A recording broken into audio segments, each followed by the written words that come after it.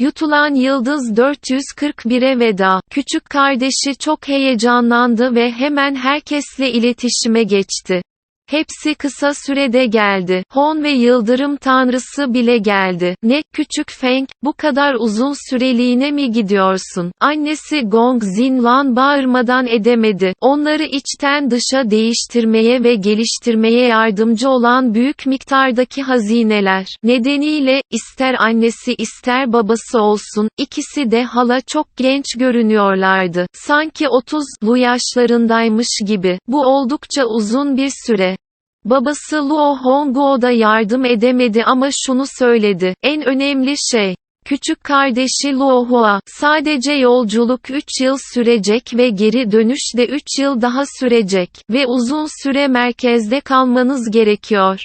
Sadece ilkel evrene katılım 100 yıl sürecektir. Bu sadece. Luo Feng rahatsız hissederek orada oturdu. Sanal evren şirketinden kendisini 12 gün içinde Balan yıldızından alacaklarını bildiren bir e-posta almıştı. E-postada ilkel evrene katılımın 30 yıl olduğundan bahsediliyordu. Ancak o mekanda zaman daha yavaş aktığı için oradaki zamanın akışı dışarıya göre farklıydı. İlkel evrende 30 yıl, gerçek evrende 100 yıl anlamına gelir. İyi haber şuydu ki, ilkel evrende olmasına rağmen hala sanal evren ağına girebiliyordu. Luo Feng elinin sıkıldığını hissetti. Döndü ve hala ofis kıyafeti giymiş olan yanındaki karısı Huzin'e baktı. Ellerini tuttu ve gözleri isteksizlikle doldu. Tamam, kendine iyi bak. Luo Feng yavaşça elinin arkasına dokundu. Baba, anne, aslında durum sandığınız kadar ciddi değil. Dünyayı terk etsem bile arada bir sanal evrene girebiliyorum. Zorla gülümsedi. Sanal evrenin %100 simülasyonunun gerçekte buluşmaktan hiçbir farkı yok.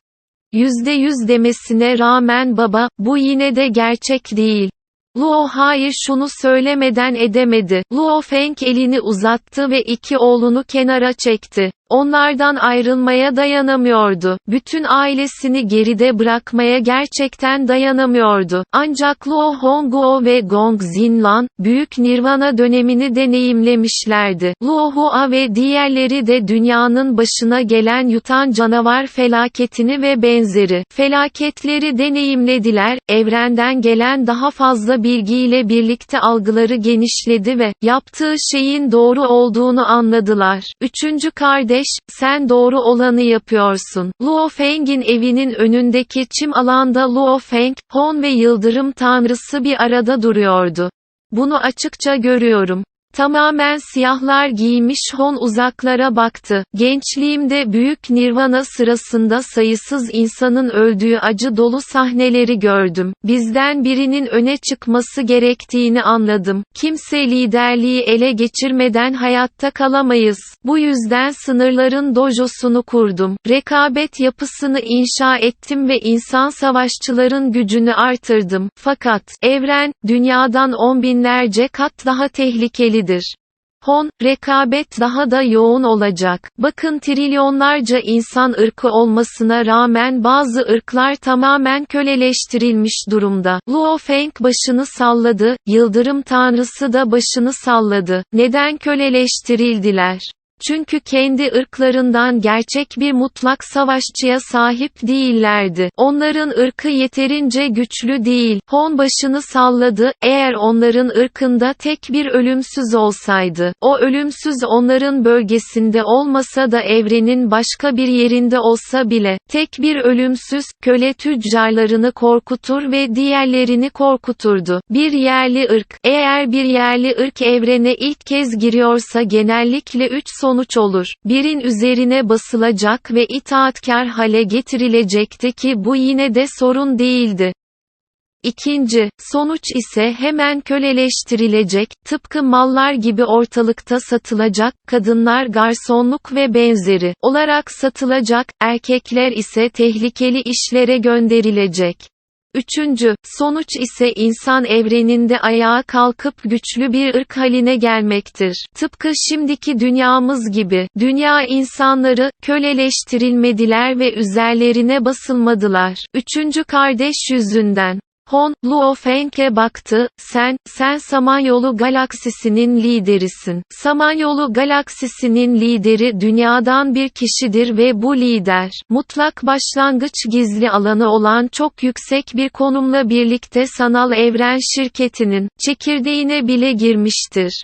Kara Ejder Dağı İmparatorluğu bile ortalığı karıştırmaya cesaret edemez, Ganwu evren ülkesi bile sana saygı duymak zorunda. Böyle bir nüfuzla kim dünya insanlarına zorbalık yapmaya veya onlara bulaşmaya cesaret edebilir? Kim buna cesaret edebilir? Luo Feng derin bir nefes aldı. Üçüncü kardeş, iyi iş çıkardın. Hon derin bir nefes aldı ve şöyle dedi. Bir insan ırkının özellikle ilk aşamalarında yükselmesi, birinin öne çıkması, birinin liderlik etmesi ve o cesur ilk adımı atması gerektiği anlamına gelir. Üçüncü kardeş, yıldırım tanrısı ve ben, şu anda hala zayıfız. Deha savaşı sayesinde şu anda iyi gidiyorsun. Ancak, deha birinin güçlü olduğu anlamına gelmez. Hon şunu vurguladı, insanlar konumunuz ve itibarınız nedeniyle sizinle uğraşmaya cesaret edemiyor. Ama düştüğünüz anda, o azıcık gücümüzle, dünyayı nasıl koruyacağız? Evren seviyesindeki köleler bile piyasadan satın alınabiliyordu. Hon ve Yıldırım Tanrısı sadece yıldız seviyesindeydi, dünyayı nasıl koruyabilirlerdi? Buradan, üçüncü kardeş, artık bu yükü taşıma konusunda sana güvenmek zorundayız.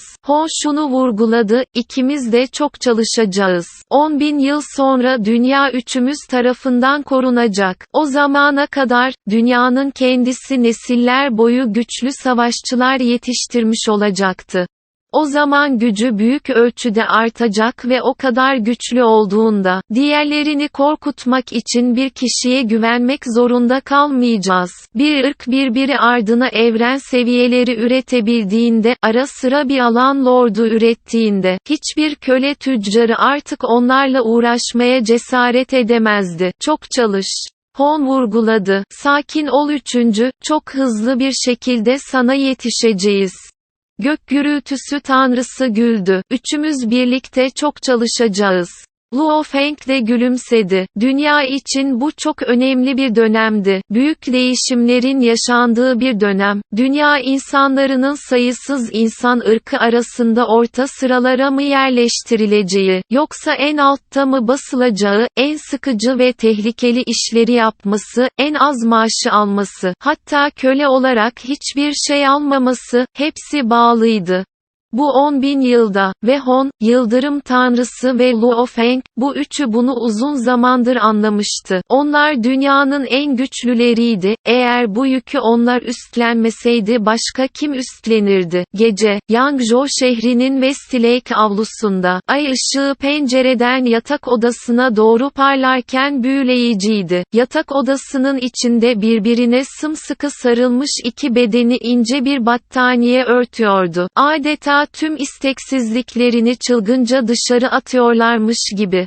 Bir süre sonra, Luo Feng pijamalarını giydi ve balkona çıkıp gökyüzüne ve aya baktı. Bu onun evinin ayıydı, dünyanın ayı ve önümüzdeki 100 yıl içinde bu sahneye tanık olamayacaktı. Yarın mı gidiyorsun? Benzer şekilde pijamalarını giymiş olan Huzin, Luo Feng'i arkadan kucaklarken Luo Feng yavaşça onun sırtına yaslandı. Evet, Luo Feng yavaşça başını salladı, üzgünüm, özür dilerim. Neye üzülüyorsun, biz zaten yaşlı bir çiftiz. Huzin ay ışığına bakarak onun yanına yürüdü ve güldü, zaman çok çabuk geçiyor. Göz açıp kapayıncaya kadar 10 yılı aşkın süredir evliyiz. Gerçekten hızlı. Luo Feng başını salladı. 10 yılı aşkın süredir evliydiler. Deniz canlılarının üsleri istila etmesiyle, yutan canavar felaketiyle, Muolan Shan ailesinin dünyayı istila etmesiyle, dünya içindeki dünyanın hazineler için savaştığı ve son 5 ila 6 yıllık deha savaşıyla geçen bu 10 yıl, karısı bu çetin sınavlar boyunca onu gölgelerin arasından sessizce desteklemişti. Liseyi hala hatırlıyorum. Huzin gülümsedi. Sen hala dojoda öğrenciydin. O zamanlar hala sade ve sade bir kadındın. Luo Feng güldü. Asıl mesele büyük babamın beni pahalı bir özel okula değil normal bir liseye göndermesiydi. Hu Jin şunları söyledi, ayrıca aile köklerimi açıklamamı veya aşk ya da herhangi bir şey hakkında konuşmamı da kısıtladı. Dürüst olmak gerekirse, Hu ailemizin ayağa kalkmasının nedeni gerçekten de büyük babamdı. Çok bilgili bir adam. Luo Feng başını salladı. Büyük Nirvana sırasında, üsler ilk inşa edildiğinde, Hu ailesinin başlangıçta pek bir geçmişi yoktu. Ancak büyük babasının sıkı çalışması sayesinde bu seviyeye ulaştılar. Gerçekten olağanüstü bir kişilikti. O zamanlar gizlice bana arkadan bakardın. Hu Jin gülümsedi. Haha.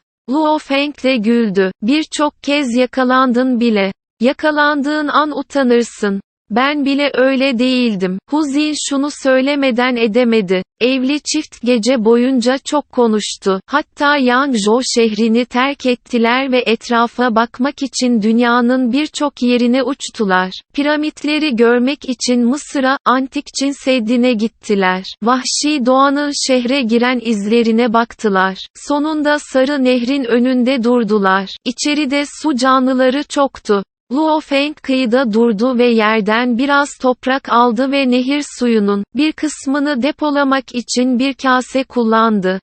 Daha sonra onu depolama yüzüğünde sakladı. Yanındaki Hu Jin bunu sessizce izledi. Hadi gidelim, geri döneceğiz.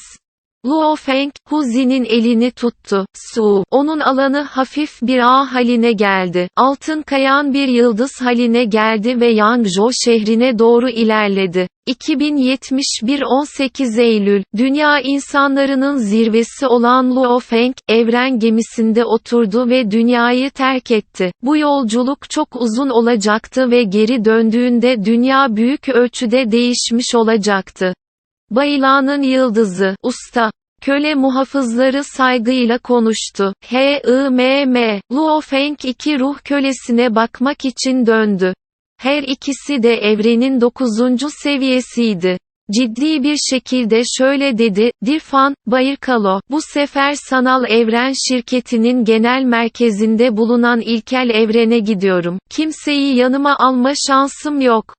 Bu yüzden ikinizi de bu dünyada bırakmak zorundayım. Anlaşıldı. Dirfan ve Bayırkalo başlarını salladılar. Sana tüm teknikleri zaten aktardım. Eğer bir şey anlamadıysanız sanal evren ağına girip benimle iletişime geçebilirsiniz. Luo Feng ciddi bir şekilde konuştu. Sanırım, yeteneklerinle ve sana verdiğim tekniklerle, seni bir dahaki sefere gördüğümde ikiniz de etki alanı lordu seviyesine girmiş olacaksınız. İki kölenin son derece yüksek yetenekleri vardı. Tek sorun, birinin daha önce köle olması ve diğerinin Nuolan Shan adında bir öğretmeninin olmasıydı. Uygun bir öğretmen olmadan iyi teknikler elde edemezsiniz. Evrendeki pek çok güçlü savaşçı, iyi öğretmenlerden ve tekniklerden yoksundu. Çünkü iyi bir öğretmenin talimatları, güçlü bir savaşçının verimliliğini 10 kat artırabilir. Luo Feng uzaklara döndü. Basit bir gemiye benzeyen eski, yarı saydam siyah uzun bir bıçak yukarıdan indi. Gitmek zorundayım. Luo Feng döndü ve ciddi bir şekilde Dirfan ve Bayırkalo'ya baktı. Ben etrafta olmadığımda ailemi korumama yardım edin. Dünyanın güvenliğine gelince, sanal evren şirketinin gözdağıyla hiç kimse dünyaya bulaşmaya cesaret edemez. Evet usta, Dirfan ve Bayırkalo saygılı bir şekilde yanıtladı. Bunu takiben Luo Feng doğrudan o basit gemiye doğru uçtu. Yutulmuş Yıldız 442 Yuqiang Dağı. Bu, yaklaşık 600 metre uzunluğunda uzun bir gemiydi. Genişliği de 100 metreye yakındı. Savaş kılıcı şeklindeki evren gemisinin tüm gövdesi siyahtı. Bu gemiye bakarken, sanki çok uzun bir süredir zamanın akışında varmış gibi, hafif bir kadim enerji hissi yayıyordu. Soğuk kış rüzgarı esiyordu ve yoğun kar yağıyordu. Karın ortasında Luo Feng gemiye doğru yürüdü. Yeşim özü, bu yeşim özünden yapılmış F sınıfı bir gemi. Babataş'ın şok olmuş sesi bilincinde yankılandı. F notu olduğunu biliyorum. Luo Feng cevapladı. İleriye baktığında, geminin kamera kapısından bir grup insan uçtu, onlara liderlik eden, görünüş olarak dünyadaki insanlara benzeyen bir insandı. Koyu renk bir zırh giymişti. Roma burunlu sıska yaşlı adamın cesur kısa saçları vardı. Gülümsediğinde alnında bir buz izi bile görülebiliyordu. Gökyüzüne ve toprağa hakim olan o enerji hissi. Bu, Luo Feng'in, onun evrenin köken yasalarının tanınmasını kazanmış bir sektör lordu olduğunu anlamasını sağladı. Shevu majestelerini selamlıyor. Sıska yaşlı adam hafifçe eğildi. Majestelerine selamlar. Arkasında, Luo Feng'e kıyaslanamayacak kadar saygılı ve selam veren bir grup alan lordu ve evren seviyesi vardı. Majesteleri. Luo Feng şaşırmıştı. Majesteleri hala pek çok şeyden habersiz gibi görünüyor. Sıska yaşlı adam güldü. Majesteleri, önce gemiye gireceğiz. Sanal evren şirketine olan yolculuğumuzun tamamı tam 3 yıl sürüyor, hiç vakit kaybedemeyiz.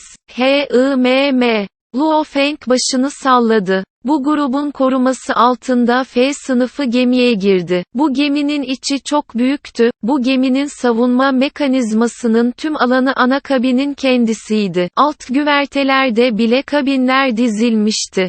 Bu sırada Luo Feng 300 metre uzunluğunda ve 60 metre genişliğinde lüks bir salona uçtu. Rahat kanepe, baştan çıkarıcı şarap, değerli meyveler, hepsi çoktan hazırlanmıştı.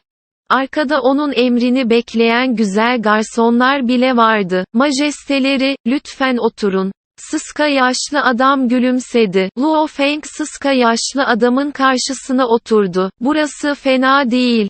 Luo Feng etrafına baktı ve başını salladı. Tüm gövdesi yeşim özünden yapılmış olan bu F sınıfı evren gemisi kesinlikle bir hazine. Majesteleri iyi bir zevke sahip. Yaşlı adamın gülümsemesi daha da genişledi. Bu F6 sınıfı yeşim özü. Gemilerin yanları son derece keskindir ve hatta inanılmaz derecede delici köken kanunlarıyla doludur. Bir kez hızlandığında, anında bir gezegenin içinden geçebilir. Ayrıca gezegenlerin içinden geçmek onun hızını pek etkilemiyor bile. Luo Feng başını salladı. Bu Yunmo planet gemisine benziyordu. İnşa edildiği malzemeler karşılaştırıldığında Yunmo gezegen gemisinin aslında hala biraz daha güçlü olduğu görülüyor. Bay Shevu, bana majesteleri demenizin nedeni nedir? Luo Feng merakla sordu. Majestelerinin açığa çıkarması gereken birçok nokta var gibi görünüyor. Sıska yaşlı adam gülümsedi. Önce kendimi tanıtayım. Ben, Shevu, sanal evren şirketinin son aşama gizli bölgesinden bir sektör lorduyum. Luo Feng başını salladı. Son aşama gizli alanı mı? 4 büyük gizli alan vardı. İsimleri aslında anlaşılması çok kolaydı. Örneğin bir dünyanın değişimini ve evrimini ele alalım. İlk önce ilkel aşamada başlayacak ve daha sonra yavaş yavaş mutlak başlangıca ulaşmaya başlayacak ve sonunda genişleyip gökleri ve toprağı oluşturacaktır. Dolayısıyla cennet ve yer ve ölmeden hemen önce son evreye ulaşır. İlkel, mutlak başlangıç, cennet ve toprak, son aşama, sadece bir dünyanın evrim süreciydi. Sanal evren şirketimizin çekirdek üyeleri çok azdır. Sıska yaşlı adam gülümsedi. Bu çekirdek üyeleri özümsemenin genellikle bunu yapmanın 3 yolu vardır. Bunlardan biri, evrenin en elitleri arasından en güçlülerini seçen dahiyane savaşlardan. Bir diğeri şirketin kendi seçkinlerini kendi bünyesinde beslemesi ve sonuncusu da az sayıda sektör liderinin seçilip bünyesine alınmasıdır. Az sayıda sektör lordu mu var? Luo Feng şok olmuştu. Sektör lordları, onların bile çekirdek üye olma değerleri yoktu. Sıska yaşlı adam başını salladı. Normal sektör lordlarının genellikle ölümsüzlere ulaşma şansı yoktur. Hatta bazıları köken yasalarının tanınmasını bile sağlayamaz. Şirket onlara nasıl saygı gösterebilir, hatta onları özümseyebilir? Sonuçta şirkette çok fazla sektör lideri var. Luo Feng başını sallamaktan kendini alamadı. Doğru, yalnızca Ganwu evren ülkesinde milyonlarca sektör lordu vardı. O zaman sanal evren şirketinin 5 büyük devinden biriyle karşılaştırıldı mı? Bir evren ülkesinin 100 katı mı? Veya daha da fazlası mı? Gerçek seçkinler ve savaşçılar yalnızca onlar çekirdek üye olabilirler. Sıska yaşlı adam gülümsedi. Majesteleri terimine gelince, İçerideki 4 gizli bölgede, son aşama gizli alanı en dış katmana aittir. Bu bölgedeki üyeler, diğer 3 gizli bölgedeki diğer üyelerle tanıştıkları sürece, rütbeleri ölümsüzden daha düşük olsa bile, sizi tüm majesteleri olarak adlandırmak zorundayız, ve majesteleri mutlak başlangıç gizli alanına girdi. Dolayısıyla rütbeniz çok daha yüksek. Sıska yaşlı adam gülümsedi. Ayrıca, çekirdekte olmayan normal yardımcılar, ölümsüzlük altındaki herhangi bir üyeyle karşılaşırlarsa, onlara majesteleri demek zorundalar. Ah! Luo Feng başını salladı. Majesteleri, evrende bunlar normalde bu tür unvanları alan imparatorlar veya krallardı. Açıkça görülüyor ki, ölümsüz seviyenin altındaki sanal evren şirketi çekirdek üyeleri, bir sonraki en iyi savaşçılar olma umudu göz önüne alındığında, imparatorlar ve krallarla kıyaslanabilir durumdaydı. Konum bakımından onlar, o evren ülkesi prenslerinden çok daha yüksekteydiler. Bu prenslerin tahta geçme umutları neredeyse hiç yoktu. Majesteleri, sanal evrene birlikte girelim. Sıska yaşlı adam gülümsedi. Seni sanal evren şirketi genel merkezine götüreceğim. Ah! Luo Feng'in gözleri parladı. Evren gemisi, karanlık evren aracılığıyla evren aktarımına çoktan başlamıştı. Hızı, ışık hızının 20 katına ulaşana kadar sürekli arttı ve daha sonra ilerledikçe bu hızı korudu. Luo Feng önce geminin en lüks dinlenme odasına girdi ve daha sonra bilinci sanal evren ağına girdi. Şu anda Luo Feng çekirdek üye statüsündeydi. Böylece sanal asistanı Babat'a otomatik olarak bir özellik kazanmış oldu. Sanal evrene girdiği anda anında özel bir konuma transfer edilebiliyordu. Işınlan, Hu. Luo Feng, Kara Ejder Dağı adasının 9 yıldızlı körfezinden kayboldu. Sanal evren karargahı, bulutlarla ve sisle kaplı bir dağ zirvesiydi ve inanılmaz derecede büyüktü. Hatta gerçek hayattaki bir gezegenden çok daha büyüktü. Aniden taş yollardan birinde bir kişi belirdi. Bu Luo Feng'ti. Luo Feng etrafına baktı. Uzakta ve bu yolda da pek çok insan vardı. Ayrıca çevresinde birçok yapı vardı ve solunda çok güzel villalar vardı. Majesteleri, uzaktan bir silut koştu. Shevu'ydu bu. Bay Shevu. Luo Feng gülümsedi ve bağırdı. Majesteleri. Sıska yaşlı adam gülümsedi. Bu alanın tamamı sanal evren şirketimizin sanal merkezidir. Aslında gerçek merkeze göre sanal merkez daha hareketlidir. Çünkü burada her zaman gerçek merkezde kalamayan çok sayıda devasa figür var. H-I-M-M. Luo Feng başını salladı. Gelmek. Sıska yaşlılar Luo Feng'i gezmeye getirdi. Bu yüzden bir dağ zirvesi ve ona Yuqiang Dağı adı veriliyor. Tek başına çapı yaklaşık 89.000 km'dir. O kadar büyük.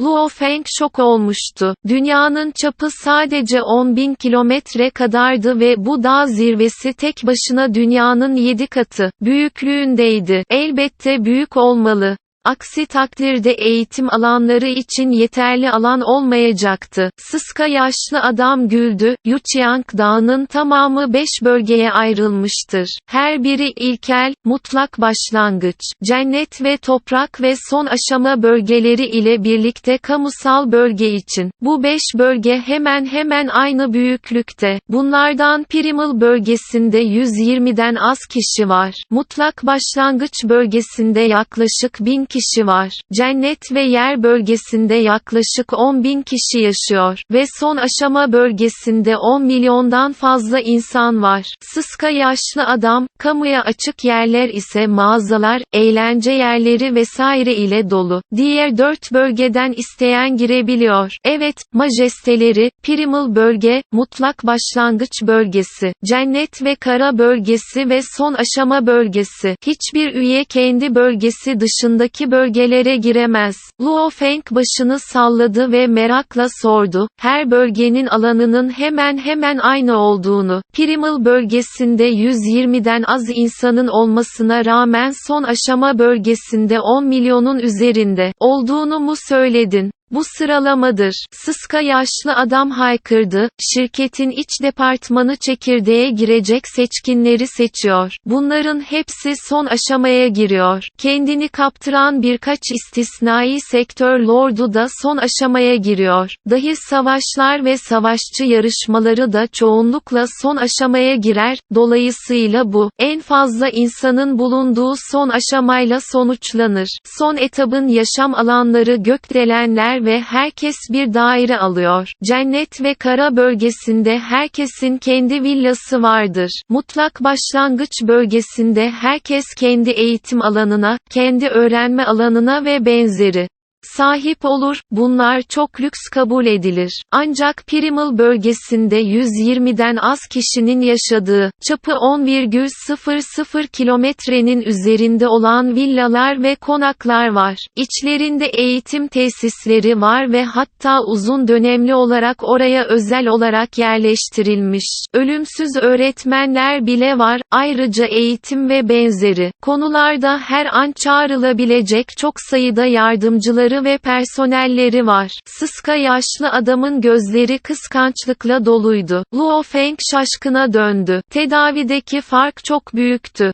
Son aşama gökdelenlerde kaldı. Cennet ve arazi villalara sahip oldu. Mutlak başlangıç villalara ve eğitim alanlarına sahip oldu. Primal bölge ise ancak, aman tanrım, çapı 1000 kilometrenin üzerinde devasa bir villa inşa ediyor. Bu nasıl bir villaydı? Büyük Nirvana sırasında dünyadaki herhangi bir üsten daha büyüktü. Bu sadece bir imparatorluktu. Ve hatta orada özel olarak konuşlanmış ölümsüzler mi var? İlk bölgede 120'den az kişi var, oradaki sektör lordlarının sayısı 100'ü geçmiyor. Orada bulunan her sektör lordu, evrende zirvede ve yenilmez olarak kabul edilir. Sıska yaşlı adam gülümsedi, hepsi ülkenin gerçek elitleri. Bu tür bir muameleye maruz kalmak hiç de tuhaf değildi. Shew'un talimatları altında Luo Feng, Yuchiang Dağı'nın tamamını iyi bir şekilde anladı. Burası sanal evren şirketinin ölümsüz seviyesinin altındaki çekirdek üyelerin toplandığı yerdi. Sarp bir dağ taşının üzerinde duran sıska yaşlılar, inanılmaz derecede büyük bir adanın yüzdüğü uzaktaki bulutları işaret ediyordu. Etrafı yıldırım yılanlarıyla çevriliydi. Bakın, burası Yıldırım Adası, aynı zamanda Ölümsüz Ada olarak da adlandırılıyor.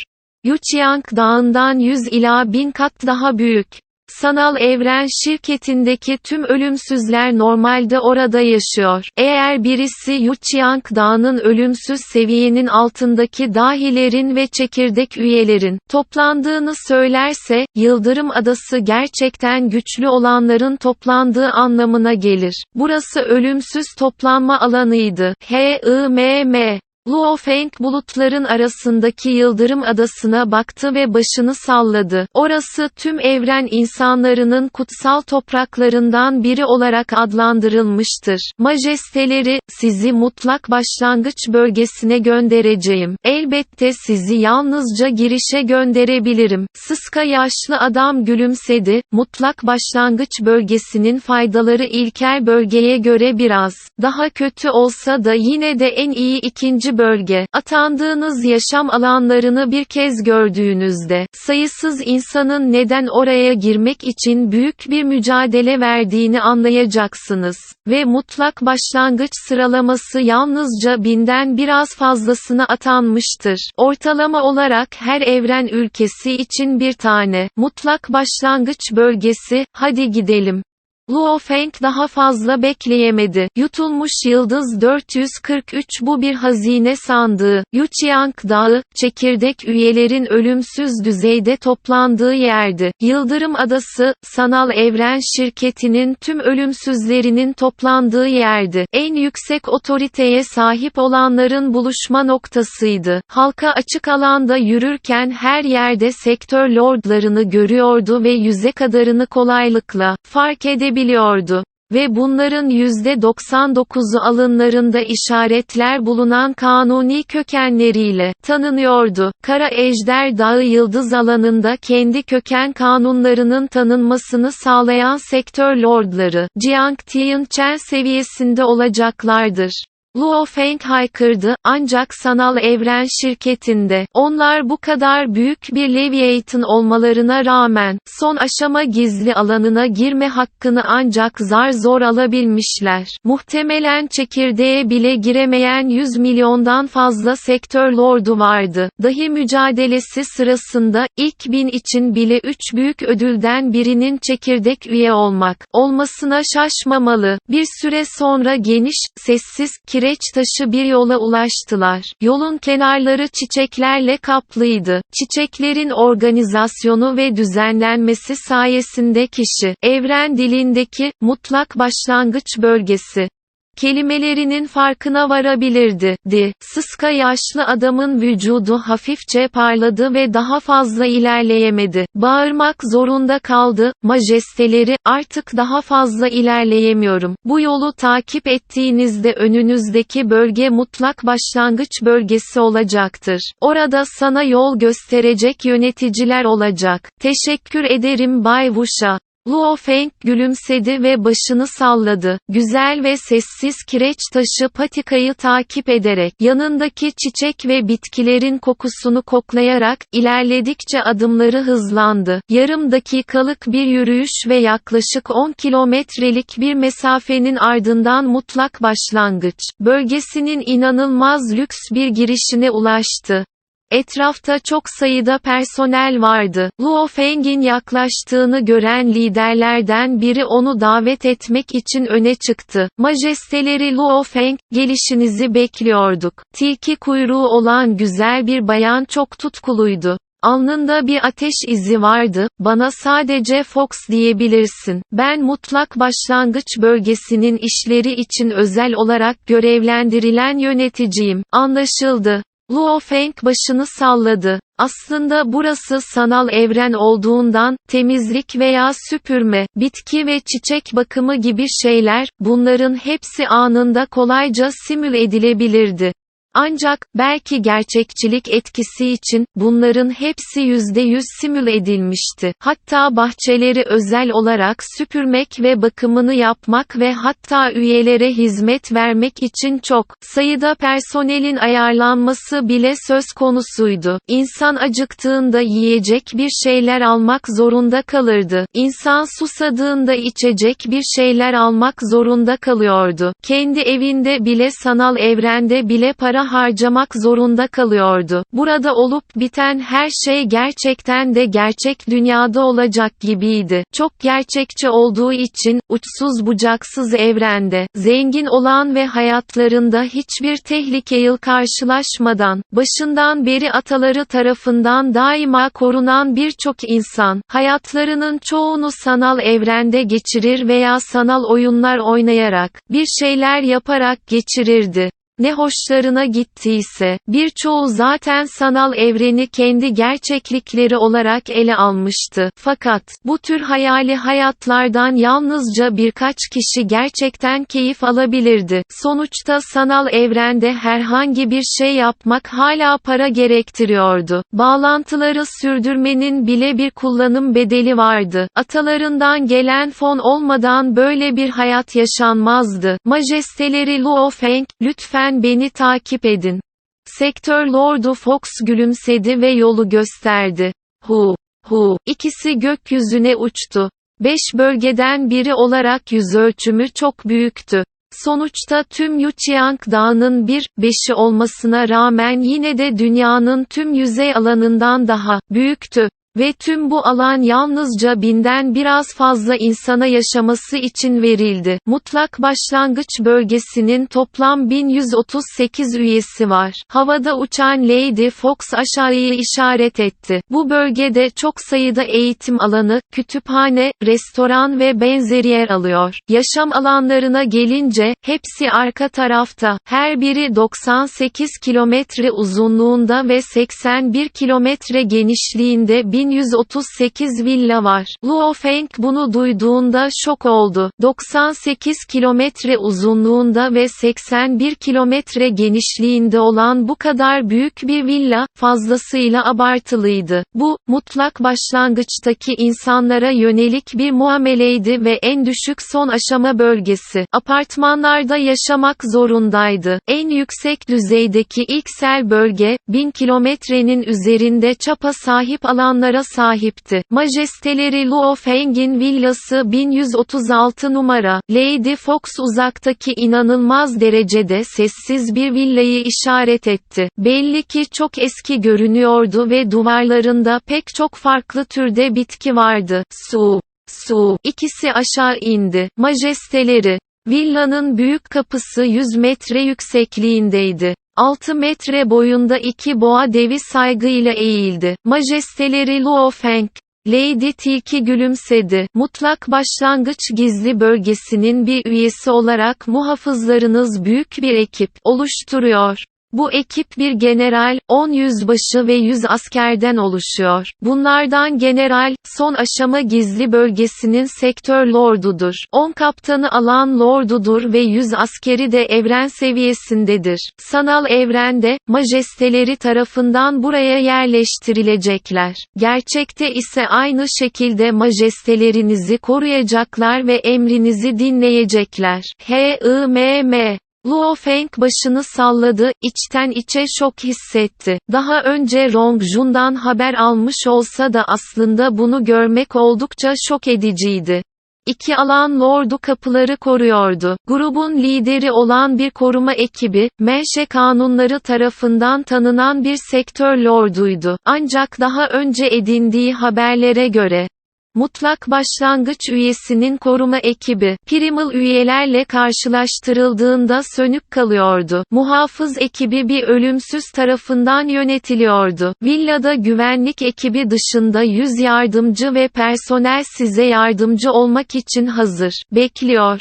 Lady Tilki gülümsedi ve şöyle dedi. Bu sırada bir grup insan aniden girişte belirdiğinde şiddetli bir rüzgar esti. Grubun başında dünya insanlarına çok benzeyen kel yaşlı bir adam vardı. Bu kel yaşlı adam Luo Feng'e baktı ve selam verdi. Majesteleri. Arkadaki büyük grup da saygıyla eğilip aynı anda bağırdılar. Majesteleri selamlar. Bu koruma ekibinin lideri. Tam adı Ao Duo Lirke Wensheng Lai Suo'dur. Lady Tilki gülümsedi ve şöyle dedi. Majesteleri bana basitçe Ao Duo diyebilir. Kel yaşlı adam söyledi. Bay Ao Duo, bundan sonra sizin gözetiminizde olacağım. Luo Feng saygılıydı. Elbette. Ao Duo Lirke dedi. Ancak içten içe tam olarak rahat değildi. Sanal Evren şirketinin düzenlemesi ve statü sıralamasına göre o gerçekten de Luo Feng'den daha düşüktü ama sonuçta köken kanunları tarafından tanınan bir sektör lorduydu. Karşısındaki majesteleri şüphesiz bir dahiydi ama yine de güçlü bir savaşçı değildi. Hatta sektör lordu seviyesine ulaşmadan düşebilir. Bayan Tilki, majesteleri Luo Feng, o zaman ben ayrılıyorum. O Duo buradaki her şeyi çok iyi biliyor, ihtiyacın olursa seni bilgilendirecek. Teşekkür ederim Lady Fox. Luo Feng başını salladı. Lady Fox hemen bir ışık huzmesine dönüştü ve uzakta kayboldu. Majesteleri, lütfen. O Duo Lirke yolu gösterdi ve Luo Feng kendi villasına girdi. Villanın içinde her şeyin yeşilliklerle dolu ve çok doğal göründüğünü ilk bakışta görebilmişti. Orada majestelerinin eğitim alanı var. O Duo uzaktaki mühürlenmiş büyük yapıyı işaret etti. Bütün arazi 50 kilometre uzunluğunda ve 30 kilometre genişliğinde. Yükseklik 300 metre ve iç mekanların hepsi inanılmaz derecede sağlam. Luo Feng memnun bir şekilde başını salladı. Kara bulut mekiğindeki hızı şok ediciydi. Eğer alan çok küçük olsaydı hepsini serbest bırakamazdı. 50 kilometre uzunluğunda, 30 kilometre genişliğinde ve 300 yüksekliğinde, bu bir kontrolör için fena değildi. İdare edebilirdi.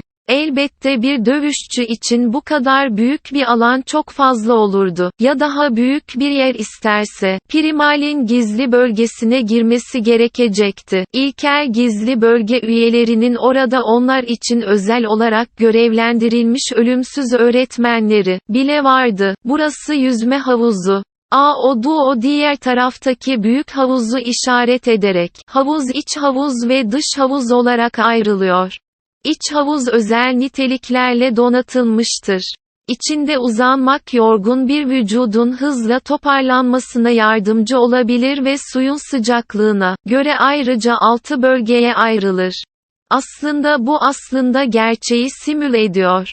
Mutlak başlangıç, gizli bölgesinde, majestelerinin yaşam alanları buradan bile daha iyi. Luo Feng'in gözleri parladı ve başını salladı, maalesef oraya varmak biraz zaman alacak. Bu sefer evrendeki yolculuğu 3 yıl sürdü. 3 yıl sonra ilkel evrene girecekti ve ancak oradan çıktıktan sonra mutlak başlangıç gizli alanına girebilecekti. O Duo yapıların olanaklarını tanıtmaya devam etti. Uzaktaki sessiz 3 katlı binayı işaret etti. Majesteleri, burası normal hayatınızı geçireceğiniz yer. Orada ne istiyorsanız, beğenilerinize ve hobilerinize göre sanal yardımcılar ayarlayarak bunu gerçekleştirebilirsiniz. Villanın içinde bu yapının 1. katı misafirlerin karşılanması içindi. 2. kat eğlence amaçlıydı, 3. kat ise içinde kocaman bir ekran ve başka şeyler bulunan bir yatak odasıydı. Sistemi, dünyada alışık olduğu bilgisayar benzeri dizüstü bilgisayar. Bazı haber ve eğlence yayınlarıyla birlikte televizyona benzetmeye başladı. Yan taraftaki kitap raflarının bile hepsini mandalina diline çevirdi. Ayrıca birkaç sandalye ve yatak yapısını da hemen değiştirdi. Bu hemen doğru. Luo Feng gülümsedi ve sandalyeye oturdu. Daha sonra dizüstü bilgisayarını açtı ve bir hazine sandığı postasını açtı.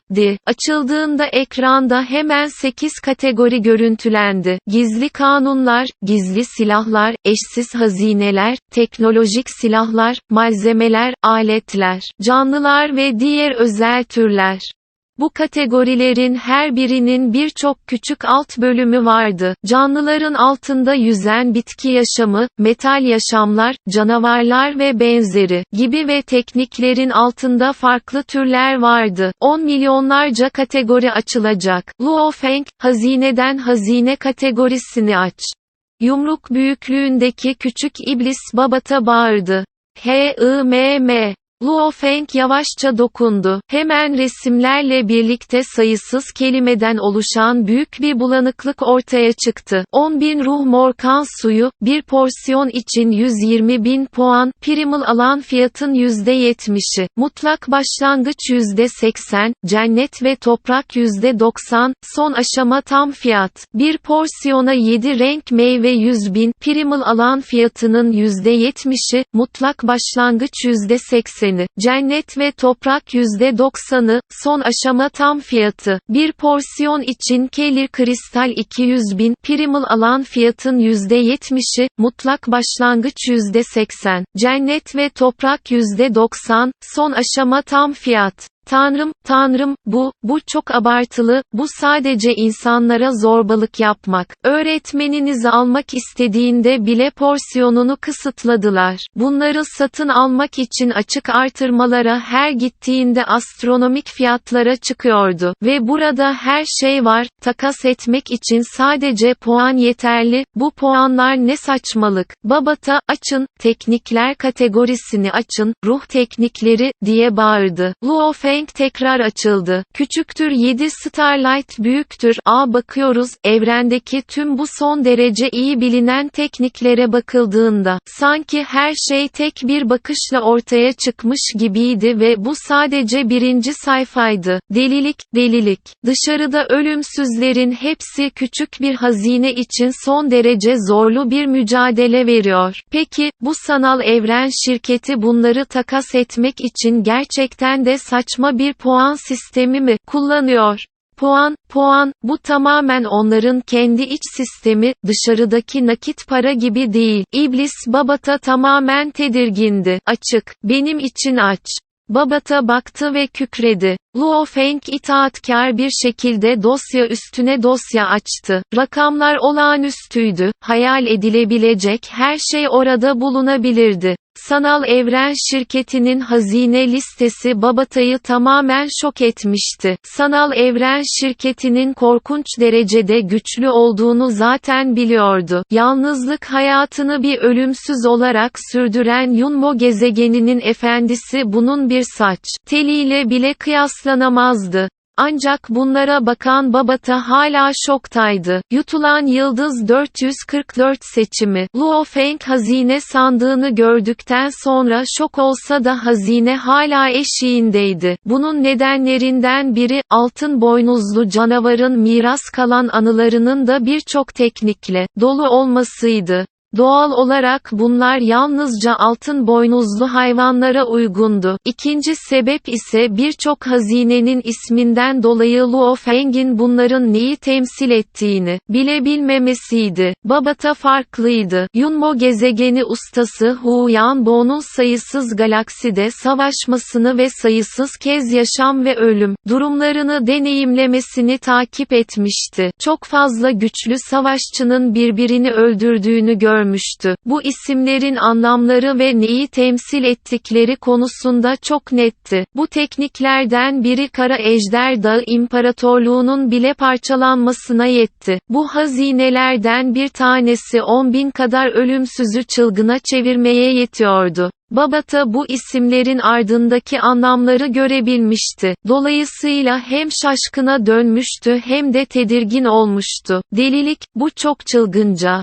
Küçük iblis dizüstü bilgisayarın ekranına baktı. Gözleri yaşlarla parıldayarak usulca şöyle dedi, "Büyük patron, sen, o zamanlar başını eğip o adamı takip etmeye istekli olsaydın, sanal evren şirketinin yalnızca dış katmanlarında olsan bile, sen o zaman ölümsüz olursanız, doğal olarak çekirdeğe, sanal evren şirketinin çekirdeğine girersiniz. O zaman nasıl böyle bir sonuca varabildin?" Luo Feng omzundaki küçük şeytana bakmak için döndü. "Sorun değil." Küçük iblis başını salladı. "Ben sadece öğretmenin hakkında haykırıyorum. Dünyada şöyle bir söz vardır, ilk önce aptal kuş uçar ama akıllı bir kuş ilk sıçrayışı yapıp uçmaya devam ederse, aptal kuş ne kadar çabalarsa çabalasın asla yetişemez. Bir teoriye göre, eğer biri önde başlarsa ve liderlik etmeye devam ederse, doğal olarak zirvede duracaktır. Başlangıç çizginiz şimdiden öğretmeninizi çok aşıyor." Küçük şeytan bağırdı. "Ben sadece yıldız seviyesindeyim. Öğretmen ruh damgası gibi teknikleri bile yaratmayı başardı. Ben hala çok gerideyim." Luo Feng dedi. "Evet, bu zihniyet doğru. Asla kibirlenmeyin, dahice savaş ne kadar etkileyici olursa olsun, sadece yıldız seviyesindeydi. Güçlü olmanın yolu daha yeni başladı. Küçük iblis başını salladı. Şimdi yapmanız gereken şey bu değerli kaynakları ele geçirmek. Kendinizi güçlendirmek ve hatta daha fazlasını yapmak. Bırakın da diğerlerini çok geride bırakın. Luo Feng başını salladı. Aniden ekrandaki posta hafifçe sallandı ve yeni alınan bir postayı gösterdi. Postayı açmak. Bir posta alındı. Luo Feng, mutlak başlangıç üyesi olduğunuz için tebrikler. Sanal Evren şirketinin genç nesile yönelik eğitim planı evren seviyesinden başlıyor. Bu nedenle yapmanız gereken ilk şey evren düzeyine ulaşmaktır. Ancak bu konuda endişelenmenize gerek yok. İlkel evrendeki eğitiminizi tamamladığınızda, kesinlikle bu aşamayı geçmiş olacağınıza inanıyorum. Size 10.000 puan verildi. Bu puanları hazine sandığı içindeki herhangi bir öğeyi satın almak için kullanabilirsiniz. Yeterli puanınız olduğu sürece her şeyi satın alabilirsiniz. İhtiyacınız olan teknikleri satın almanızı öneririm. Bu 3 yıllık yolculukta, bu zaman dilimini eğitim için kullanmak en iyi seçim olacaktır. Ayrıca, beden ve ruh enerjinizi eğitmekle vakit kaybetmemenizi tavsiye ederim. Yıldız seviyesi 1'den 9'a kadar bu seviyeler daha çok miktara dayalıdır. Ancak yıldız seviyesinden evren seviyesine kadar bu, yaşamın kendisinin bir evrimidir. Evren seviyesi 1'den 9'a, etki alanı lordu 1'den 9'a, sektör lordu 1'den 9'a kadar bunların hepsi sadece miktar ve zamana dayalıdır. Yıldız gezgini, yıldız seviyesi, evren seviyesi, etki alanı lordu seviyesi, sektör lordu, seviye atılımları, bunların hepsi yaşamın evrimleridir. Bunlar aslında kişinin özüne aittirler. Şirket her birinize para harcayacak ve her bir çekirdek üyeye bedenlerini güçlendirmek ve genetik ve ruhsal enerjilerini yükseltmek için paha biçilmez bir yol sunacak. Bu, kişinin kısa sürede 1. seviyeden 9. seviyeye büyümesine yardımcı olacak ve vücudunun hızlı bir şekilde doyuma ulaşmasını sağlayacaktır. Yaşam evriminin kendisine ve atılımına gelince, bu her üyenin kendi atılımını gerçekleştirmek için çok çalışmasını gerektirir. Şirket, çekirdek üyelerin sadece kendisini güçlendirmek için zaman kaybetmesine izin vermeyecektir. Tüm çekirdek üyelerin zamanları, savaş yeteneklerini güçlendirmek, köken yasalarını kavramak ve teknikleri öğrenmek için kullanılmalıdır. Sanal Evren Şirketi, bu posta çok uzun sürmedi ama Luo Feng ve Babata bir süre sonra şaşkına döndüler.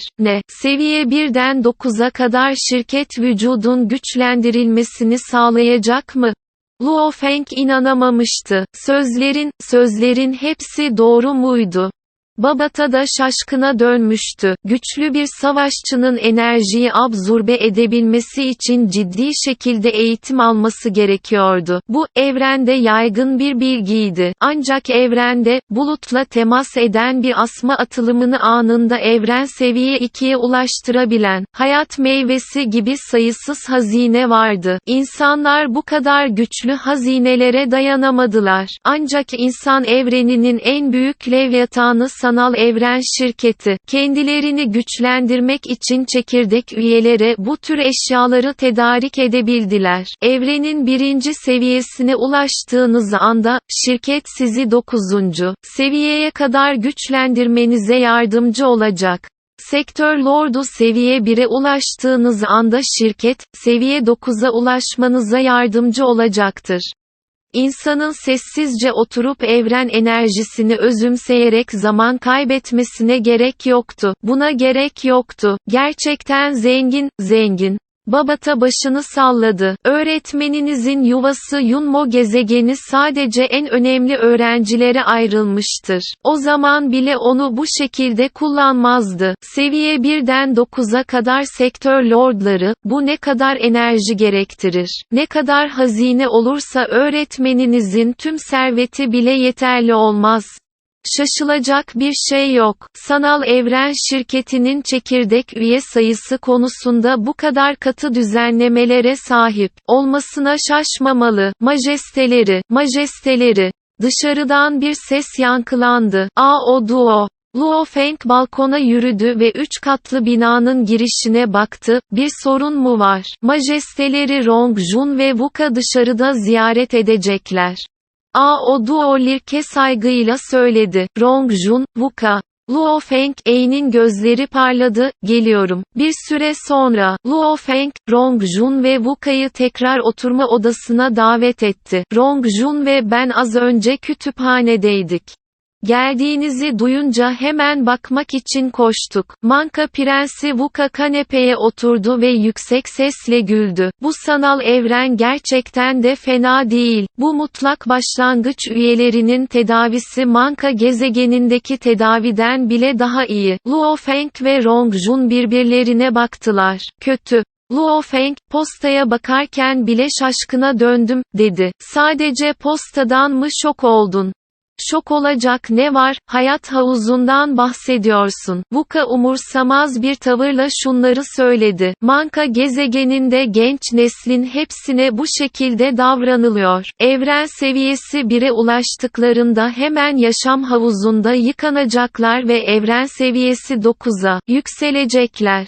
Bu kadar eğitim sadece zaman kaybıdır. Evrende, sadece bizim Manka gezegenimiz değil, aynı zamanda Huangshen klanı, Dream Shell klanı, Muzu gezegeni de var. 1008 evren ülkesinin gizli alanları bile, ilk 10 ila 100 dahiler böyle bir muameleye maruz kalacak. Luo Feng ve Rongjun'un ikisi de suskundu. O Manka'nın prensiydi, görüşleri ve vizyonu farklıydı. Luo Feng ve Rongjun zaten görsel açıdan kötü sayılmazlardı. Ancak bir ölümsüzün bile öğrencisini bu şekilde yetiştirecek kaynakları yoktu. Yalnızca Manka gezegeninin Ganwu gizli bölgesi, bu seviyedeki süper güç çekirdekleri böyle bir muameleye maruz kalabilir. Ve yalnızca ilk 10 ile 100 arasındakiler böyle bir tedavi gördü. Oysa sanal evren şirketinde 10 milyonlarca insanı bu şekilde beslediler. Gerçekten de zenginlerdi. Bunların hepsi dışsal şeyler. Wuka başını salladı. Sanal evren şirketi en iyi ortam gibi pek çok fayda sağlayabilir. Birinin gerçekten herhangi bir başarı elde edip edemeyeceğine gelince, bu yine de kendisine bağlı. Evren 10 milyonlarca mucize ve manzarayla son derece gizemlidir. Fakat her 10 milyon yılda kaç tane mutlak savaşçı gerçekten öne çıkabiliyor? Wuka haykırdı. Yuchiang Dağı'nda 10 milyon kadar insan ve sayısız sektör lordu olmasına ve hepsinin koşulları şaşırtıcı derecede iyi olmasına rağmen aramaya zahmet etmeyin. Ancak 10 milyon yıl sonra bunların %99,9'u düşmüş, geri kalanı ise ölümsüz hale gelmişti. Ancak o zaman bile çoğu normal ölümsüzler. Ölümsüzlerin arasında bile mutlak bir savaşçı olmak istiyorsan, Wuka başını salladı. 10 milyon yılda, trilyon yılda bir yığından pek çok dahinin yetiştirildiği ve pek çoğunun yol boyunca düştüğü bir süreçten çıktı. Birkaç mutlak varlık üretebildikleri sürece bu bir başarı sayılır. Tarih kayıtlarına göre 1000 kişilik grubumuzdan 10 milyon yıl sonra 10 kişi bile kalmayacak, dedi Wuka. Üçü uzun süre sohbet etti, baskıyı hissettiler. Normal insanlar evren seviyesine ulaştıktan sonra tatmin olurlar. Bazı dahiler için sektör lordu oldukları ve bir galaksiye sahip oldukları an bu yeterliydi. Ancak, farklı öngörülerle amaçları doğal olarak farklı olacaktır. Luo Feng, Rongjun ve Wuka, hepsinin son derece geniş kapsamlı vizyonları vardı. Luo Feng, galaksinin iki büyük ırkı olan altın boynuzlu canavara ve Moşa klanına sahipti. Sektör lorduna uykusunda bile ulaşabiliyordu. Ölümsüz olsa olsa bile ölümsüzlerin arasında zirve savaşçısı olmak istiyordu. Hatta Ganbu evren ülkesinin ülke lideri seviyesine ulaşmak, yeni bir evren ülkesi açmak ve trilyon yıl boyunca egemenlik kurmak istiyordu. Rongju'nun yetenekleri Luo Feng'inkinden daha az değildi. Düşmanı daha da korkutucuydu. Normal bir ölümsüz olmak onu hiç tatmin edemiyordu. Manka gezegeninde nadir bulunan mutlak bir dahi olan Wuka'nın babası, evrenin en büyük savaşçılarından biriydi. Hedefi babası olduğundan, onun da hedefi aynı şekilde çok yüksekti. Ancak gerçekler gerçekti. Tarihin olasılığına göre, bu 1000 kişiden ondan azı ölümsüz olacak. Altın boynuzlu canavar bile, pek çok neslin sektör lordu seviyesinde sıkışıp kalması nedeniyle, geçemediler. Ölümsüzlüğe giden yol gerçekten zorluydu. Luo Feng'in yolu daha yeni başlamıştı. Luo Feng dizüstü bilgisayarın başına oturdu ve teknik hazineyi seçti. Altın boynuzlu canavarın miras kalan anılarında sayısız teknik var. Hiçbir şey satın almama gerek yok. Moşa klanının kalıtsal bir hafızası yok. Ancak yüksek yetenekleriyle, savaş yetenekleri tamamen doğal yeteneklerine dayanıyor. Etkili bir savaş tekniği yok. Luo Feng büyük miktarda savaşçı yakın dövüş silahı açtı. Silah seçimi, seviye 5 genetik enerji silahı altın gölge kılıcı. 12 puan gerektirir. Gölge kan bıçağı tasarımına göre kendi tasarımınızı kişiselleştirebilirsiniz. Kalkan, 5. seviye Absolute Void kalkanını seçeceğim. Sadece 8 puan gerekiyor. Tasarımı 6 kenarlı kalkan tasarımına ayarlayacağım. Altın gölge kılıcı, mutlak hiçlik kalkanı, bunların hepsi Moşa klanının kullanması içindi. Savaş teknikleri. Luo Feng teknikleri açtı ve hızla en uygun olanı buldu. Babata'nın yardımıyla hızlı bir karar verebildi. Mutlak alan altın boynuzlu canavara uyar, 9 iplik bir kontrolörün uçuşuna uyar. Peki ya bir dövüşçü? Teknikler bu kadar pahalı mı? Luo Feng şok olmuştu. Altın gölge kılıcı sadece 12 puandı. Ancak ondan önceki teknikler, ucuz olanları onlarca puandı, çoğu yüzlerce, hatta binlerce puan değerindeydi, en yükseği 1 milyona, 10 milyonlara ulaşıyordu, çok fahişti. Tekniklerin hepsi mutlak savaşçıların değer verdiği ve asla yaymadığı şeylerdir. Bu onların hayatının işi ve kanı. Öğretmeninizin ruh izi, her ne kadar özel ve güçlü olsa da, benim tahminime göre sadece 10.000 puan değerinde. Babata dedi. Yutulan yıldız 445 3 yıl sonra, Virtual Universe Company'nin verdiği puanlar çok kıymetliydi. Mutlak başlangıç gizli alanının yeni bir üyesi olarak kendisine 10.000 puan verildi. Elbette onlara değer vermesi gerekiyordu. Her ne kadar listede ölümsüzleri çıldırtmaya yetecek kadar çok teknik olsa da fiyatları da fahişti, çünkü bazı öğeler milyonlarca, hatta 10 milyonlarca puan değerindeydi. Luo Feng bakarken sadece salyaları akıyordu. İyi değil, bunu seçeceğim. Luo Feng, dedikleri gibi, kişinin ayakları yere sağlam basmalı, puanlarınızı koruyun. Bu gerçekten pahalı. Satın aldım. Luo Feng, 10.000 puanını hesaplarken Babata ile tartışıyor ve tartışıyordu. Son alışverişlerini bitirmeden önce neredeyse yarım saat harcadı. Altın boynuzlu canavar, 0 puan kullandı. Moşa klanı, bunun için 9820 puan harcadı ve bunun için eksiksiz bir teknik ve silah seti satın aldı. Bunlardan biri yakın dövüş tekniğiydi, 3200 puan değerinde ve daha temel kalkan teknikleri 800 puan değerinde ve fena olmayan bir bıçak tekniği satın almak 5800 puan değerinde. Altın gölge kılıcı 12 puan değerinde ve mutlak boşluk kalkanı 108 puan değerindeydi. Hareket, kalkan işi, bıçak işi, bunlar tam bir set oluşturuyordu ve hem hareket hem de teknik açıdan son derece güçlüydü. Luo Feng'in kendisi 180 puan kullandı. Altın gölge kılıcını ve mutlak kalkanı satın almak 20 puana mal oldu. 2 hayat meyvesi satın almak 100 puana mal oldu ve ayrıca 60 puanla 30 şişen su meyvesi satın aldı. 10.000 puanın hepsini kullandı. Evren gemisi karanlık evrende ışık hızının 20 katı hızla ilerleyerek sürekli ilerledi. Geminin içinde, Luo Feng bir şarap şişesini ve bardağını aldı. Yatak odasının yanındaki dinlenme odasına doğru yürüdü, ekranı açtı ve haber programına baktı. Üzerinde çok uzun zaman önce sona ermeyen deha savaşı sergileniyordu.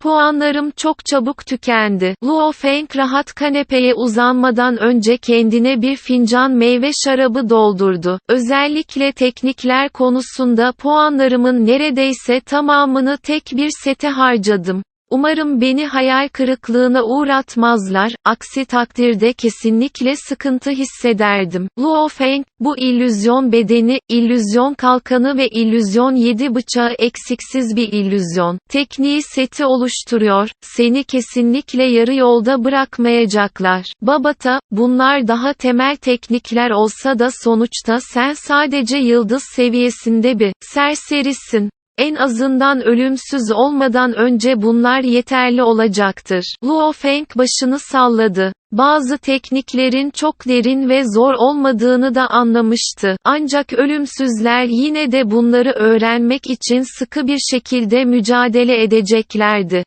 Eğer cennet gibi bir şey elde ettiyse ama temel anlayışı bile kavrayamadıysa bunun ne anlamı vardı? Bunun gibi daha ucuz bir şey satın almak ama güçlü temelleri kavramasına yardımcı olmak daha etkiliydi. Babata, öğretmeninin pek çok ruh tekniğiyle yarattığı ruh izinin bile yalnızca 10.000 puan değerinde olacağını tahmin ediyordu. Toplamda 3 tekniğe sahip olan ve toplam 9.000 puanın üzerinde değere sahip olan bu eksiksiz illüzyon seti, ruh damgasıyla kıyaslanabilir nitelikteydi. Babata, sence altın boynuzlu yaratığın hangi savaş tekniklerini eğitmesi gerekiyor? Luo Feng sordu. Altın boynuzlu yaratığın savaş tekniklerini eğitmesine izin mi vereceğiz? Babata, önce temel üzerinde çalışsak nasıl olur, diye sordu. Altın boynuzlu canavar şu anda yalnızca dünyanın tanrılarını ve mutlak uzayı biliyordu. Mutlak uzay hareketle ilgiliydi. Dünyanın tanrıları tamamen bedenini küçültmek ve yoğunlaştırmakla ilgiliydi. Herhangi bir savaş tekniği yoktu. Şu anda tamamen doğal yeteneğine, yani gücüne veya vücudunun iç kalitesine güvenerek savaşıyordu. Herhangi bir sistemi veya savaş tekniği yoktu. Babata'nın bakış açısına göre önce temelin sağlam olması daha iyi. Daha sonra savaş tekniklerini öğrenmek kolaylaşacaktı. Ve altın boynuzlu yaratığın miras kalan anılarında savaş teknikleri vardı ve her an eğitime başlayabilirdi. Farklı türde savaş teknikleri, pençelerden pullu kanatlara, kuyruğa ve vücudunu güçlendirerek bir katliam makinesine dönüşüyor.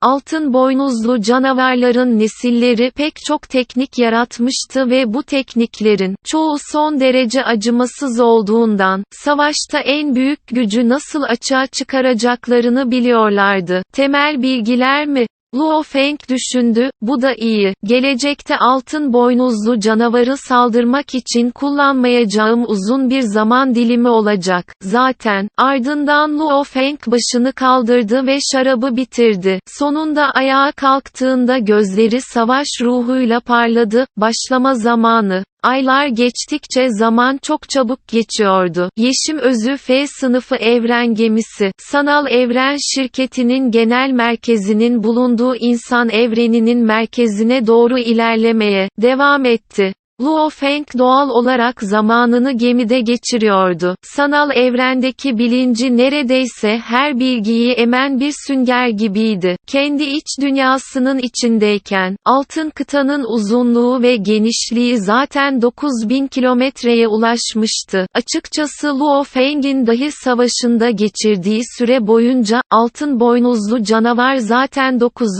evren seviyesine kadar evrimleşmişti.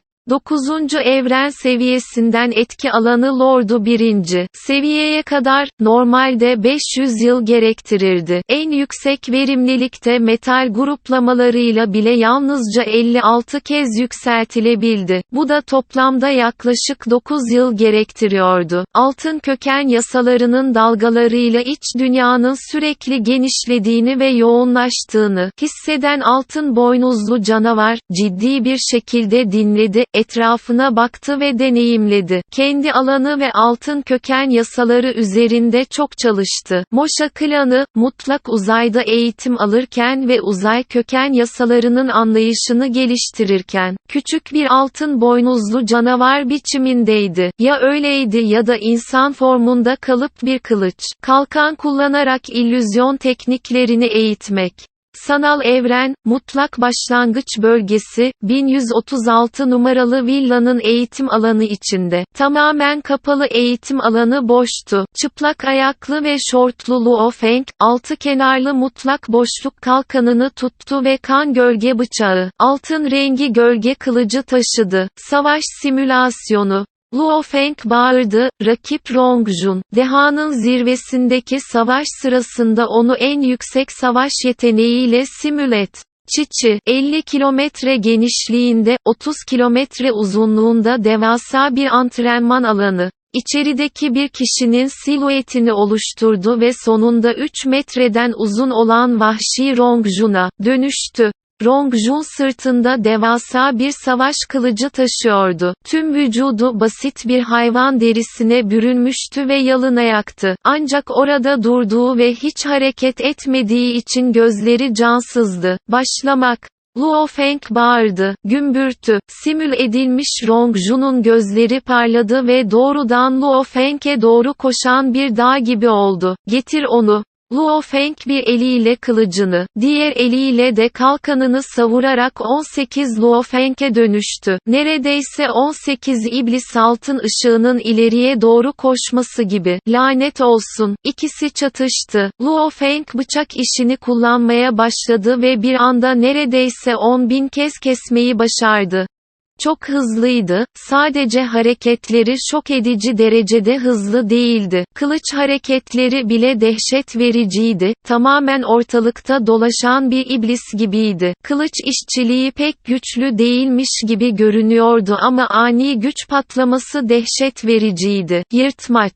Vahşi Rongjun'un saçları rüzgarda uçuştu. Bakışları şimşek gibiydi ve gök gürültüsü gibi kükreyerek devasa kılıcını aşağı salladı. Yırtmaç, yırtmaç. Her kükreme son derece güçlüydü. Dahi mücadelenin hücum gücü açısından en güçlüsü Bolan'dı. Gizem açısından bakıldığında muhtemelen hipnozcu Jialai Shi'nin hipnotizmiydi. Engellenemezlik açısından bu Luo Feng'in gökyüzü delici dizilişiydi ve vahşet açısından savaşın kılıç işiydi. Birkaç dakika boyunca kafa kafaya savaştılar.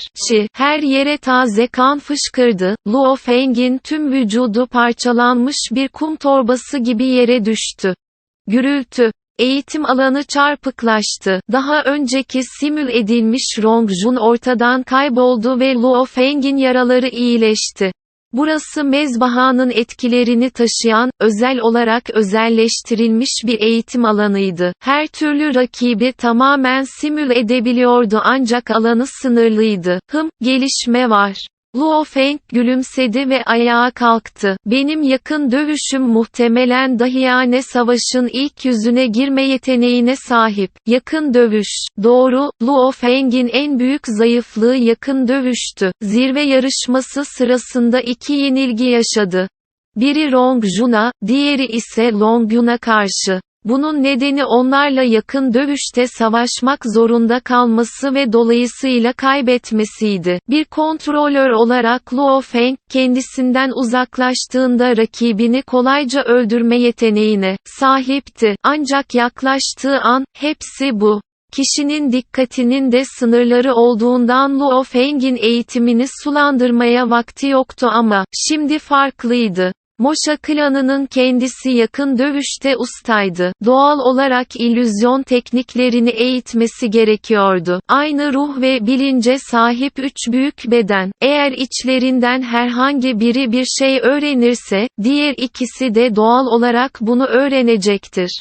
Köken kanunlarının anlaşılması açısından Rongjun'dan daha güçlüyüm, ancak yakın dövüşüm yine de ona karşı kaybediyor. Luo Feng başını salladı, insan vücudu ile Moşa klanının vücudu arasında gerçekten bir fark var. Moşa klanı topluluğu illüzyon tekniklerini serbest bıraktığında, gerçek illüzyon buydu. Moşa klanının bedeniyle ölüm tanrısı Bolan'la karşılaştırılsa bile fark o kadar da büyük değildi. Ancak insan vücudu çok farklıydı. İstikrarlı olmaya devam edin. Sadece uzaktan değil, yakın dövüşte de saldırabileceğim. Bu şekilde gerçekten herhangi bir zayıflık olmayacak. Luo Feng sıkı çalışmaya devam etti. Sonunda, evrende yaklaşık 2 yıl 3 ay seyahat ettikten sonra Luo Feng, sonunda Rongjun'u yakın dövüşte öldürdü. Dahi savaşında Rongjun'u yendim. Şu anki Rongjun bana benzer olmalı. Sanal evren şirketi tarafından sağlanan kaynakları kullanmalı ve kendini güçlendirmelidir. Kesinlikle daha da güçlenirdi. Luo Feng rahatlamaya cesaret edemedi. Aslında, 3 yıllık yolculukta, bin kendini kaptırmış dahinin hiçbiri rahatlamaya cesaret edemedi. Bu dahice mücadelenin onlar üzerinde çok büyük etkisi oldu. Geçmişte bir maça bile çıkmak onlar için zordu. Ancak yarışmadaki birçok ölüm kalım savaşı onları büyük ölçüde etkilemişti. Birçoğu o zamandan beri eğitim alıyordu ve savaşlardan bu yana çok gelişti. Bu ve istedikleri teknikleri seçebilecekleri gerçeği. Mutlak başlangıç bölgesinden olan Rongjun, Wuka ve Aopa Tela ve benzeri için 10.000 puan, istedikleri hemen hemen her şeyi satın almaları için yeterliydi. Onların seviyesinde çok pahalı bir şeye ihtiyaçları yoktu. Bu 3 yıllık eğitim içerisinde hepsi çok gelişti. Evren gemisinin salonunda, tamamen üzerine oturan bir zırh ve çizmeler giymiş siyah kısa saçlı genç orada duruyordu. Yanında gümüş saçlı, sıska, yaşlı bir adam saygıyla şöyle diyordu: "Majesteleri, sanal evren şirketi genel merkezine varmak üzereyiz. H.I.M.M." Luo Feng başını salladı. 3 yıl, bu onun 3 yıldaki en hızlı gelişimi olarak kabul edildi. Ancak daha derine indikçe evrenin kendisinin akıl almaz olduğunu hissedebiliyordu. Evrenin tüm gizemleri ve derinliği ve kullandığı tekniklerin ancak ölümsüzler veya normal, ölümsüzler seviyesinde değerlendirilebileceği, ancak yine de bunların derin olduğunu hissettiği için bu yol gerçekten zorluydu. O kadar geliştim ki, diğerleri nasıl olduğunu merak ediyorum. Luo Feng düşündü, altın boynuzlu canavara ve Moşa klanına sahibim. Bu düzeyde mucizevi bir kombinasyon. Ancak, evren çok geniş, hemen hemen her şey olabilir. Kim bilir, belki de ilk 1000 dahi arasında, içinde çok daha büyük bir mucize barındıran biri bile vardır. Asla başkalarını küçümsemeyin veya kibirli olmayın. Evren, trilyonlarca ırkla kıyaslanamayacak kadar geniş ve gizemliydi. İnsanlar da onlardan biriydi. Evrene her zaman belirli bir düzeyde saygı gösterilmesi gerekiyordu. Evren yolculuğuna başlamak, gerçek evrene girmek. 10, 9, 8, 7, 6, 5, 4, 3, 2, 1. Luo Feng tüm geminin hafifçe sallandığını hissetti. Yaklaşık 10 saniye sonra her şey normale döndü ve "Harici simülasyon %100" diye bağırdı. Büyük salonun tamamı anında şeffaflaştı. Simül edilmiş alanı görebiliyordu. Uzakta, uzayda yüzen kıyaslanamayacak kadar geniş bir kıta vardı. vardı. Luo Feng şaşkına döndü. Sanal evren şirketinin genel merkezi, sonunda buraya gelmişlerdi.